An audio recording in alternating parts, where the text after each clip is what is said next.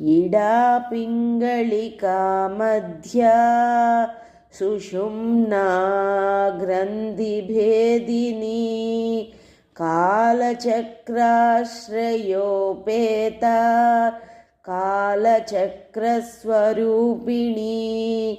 ఇందులో ఈ శ్లోకంలో లక్ష్మీ అమ్మవారి నామాలు 4 ఉన్నాయి.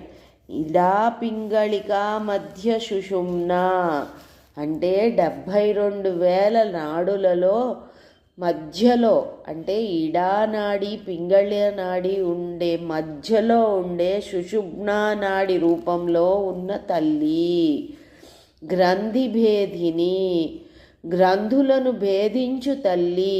మూలాధారం చక్రం నుండి ఉండు కుండలిని శక్తి అమ్మ.